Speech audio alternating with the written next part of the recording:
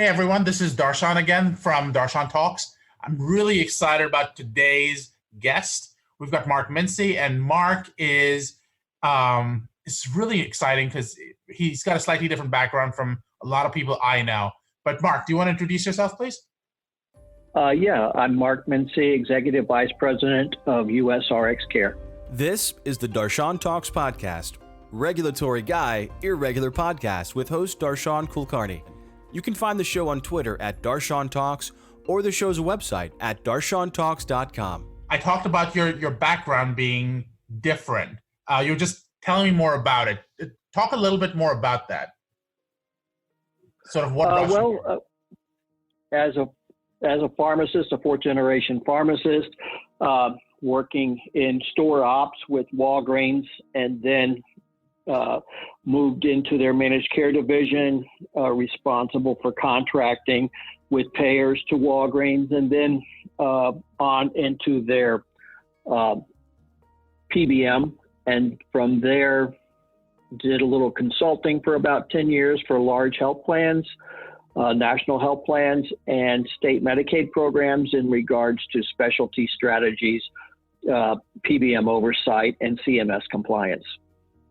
So you really have this entire reimbursement thing figured out for the most part then, don't you? Well, I've got some experience there for sure. Being modest. So Mark, the reason we started talking, I mean, we've known each other now at this point for a few years, but the reason I want to record this is a conversation I had with you recently around how do drug companies or device companies, well, drug companies, let's focus on those. How do drug companies figure out what they should charge and what they'll end up charging their patients? And you were explaining the process about how reimbursement works, who you reach out to, and how those conversations happen. So let's say I'm a brand new person who's come to you and I say, you know what, I have this brand new drug. It's half as expensive as my closest competitor.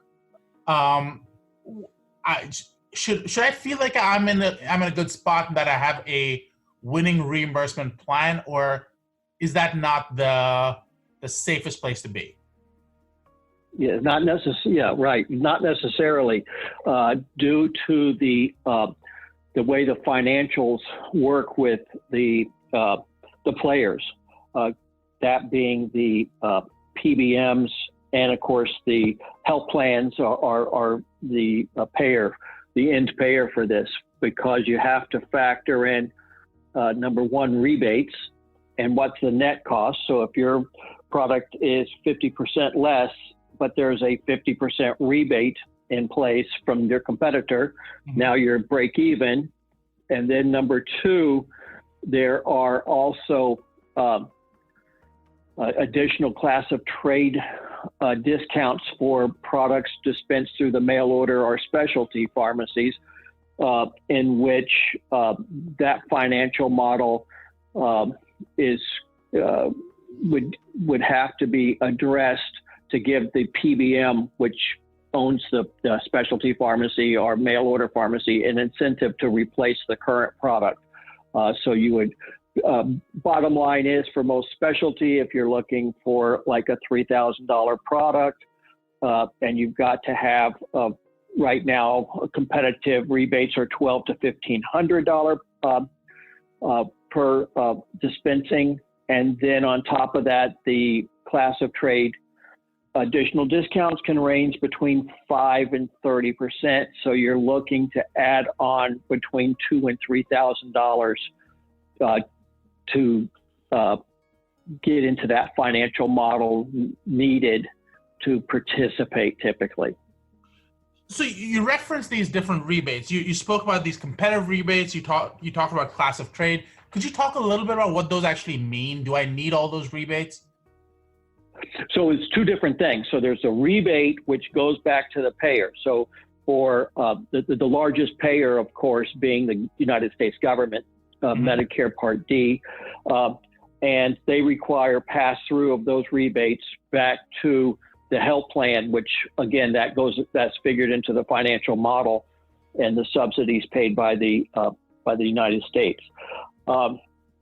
So that's one thing. So the PBM is allowed to keep 4% of that as an administrative fee. However, that's not typical. Typically, the PBMs pass 100% of those back. However, the class of trade discount is totally different. There's no regulations on that, and those go directly to the PBM or the owner of the specialty or mail order pharmacy, and those go into their profits. So they don't share those back with the payer. So to get on the formulary and as a preferred product, as it would make sense if you're the PBM, why would I prefer a product that I make 2% on or 5% on versus a product I might make 25 or 30% on? So that to get on the formulary, and unless it's a high profile drug, I'm just, this is it. You're going to take the product on my formulary based on the financial models that we've offered and the rates and rebates we've offered. And even though the product may be 50% off right now, if the health plan says, I would prefer this product because it's 50% less, the PBM can come back and say, oh, that's fine, but we have to reduce all of your rebates across the board, and it's going to cost you $50 million to save $10 million. So it's a very difficult negotiation from that perspective. So how does someone who's got a new drug, who's coming onto the market, who's never had experience with this, are there consultants who help with this, or do you just sort of wing it each time? How does that play out?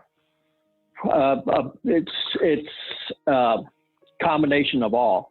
So it depends on the manufacturer. So if you've already got established relationships with the big PBMs, then you can just rely on your current relationships to discuss those and negotiate rates, rebates, and additional discounts.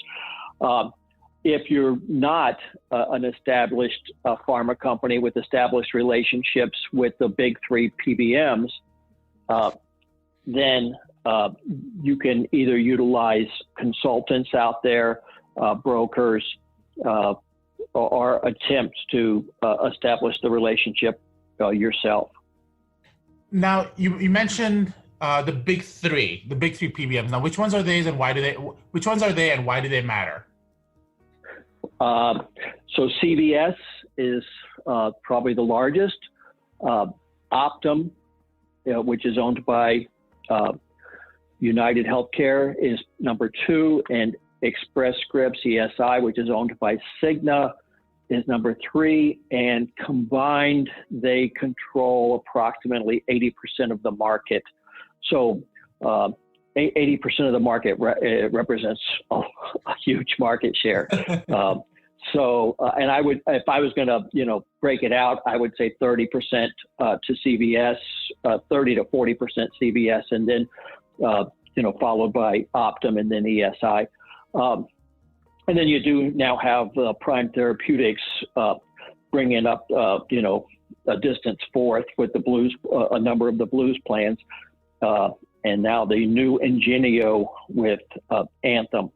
That's not on the market. That's not, is probably 7th or 8th just due to the Anthem business. But so that's why it's very important to get those players with your product, because you demand automatically, you can demand anywhere from 20 to 40% market share by having at least one of those players contracted.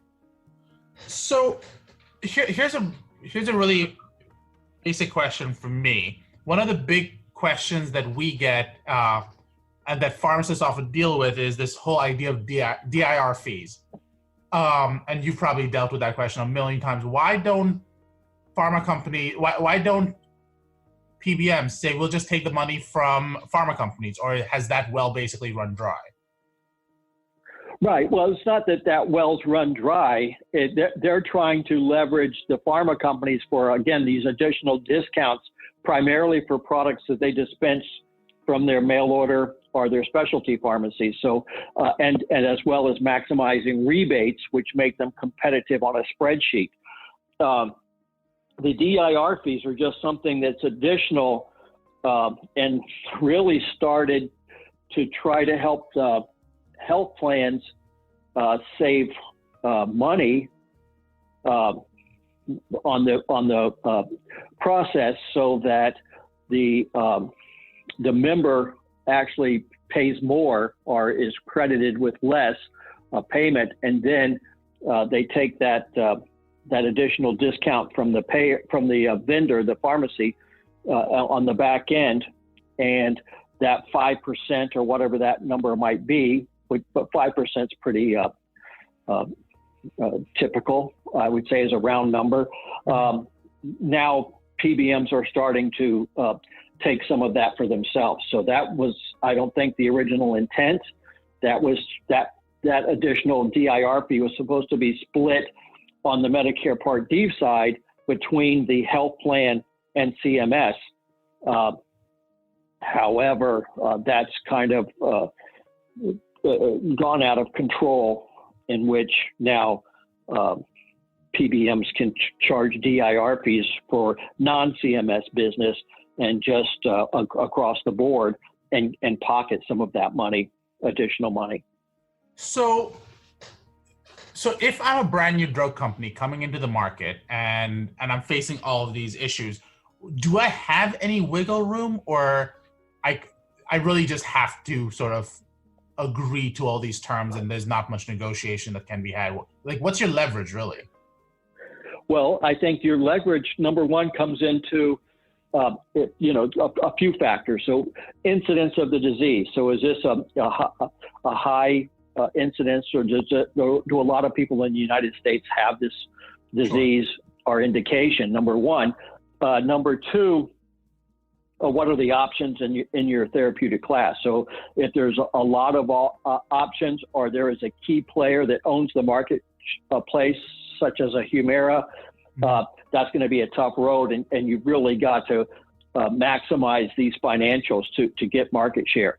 And then number three, finally, value really wins out. So if your product is a superior product and really addresses the issue, effectively lowering medical costs, improving total outcomes and quality of life, you may or may not have to play this financial game. You can kind of, there's only been a few drugs like that in the marketplace recently, but the Nexiums of the world, they did not have to play that game as aggressively as others. Humira doesn't have to play that game as aggressively as others because they've established their value and established market share. And it's hard to start moving people from one product to another once they're established on that.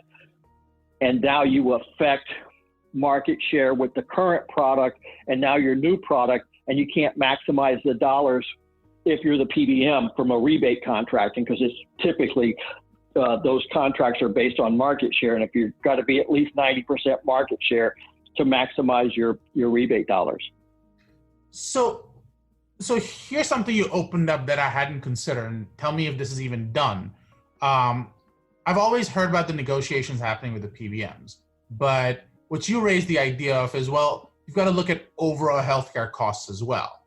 And if you're looking at overall healthcare costs, to me, that goes outside the outside what PBMs would typically look at. I would imagine that that would be done by the health plans themselves.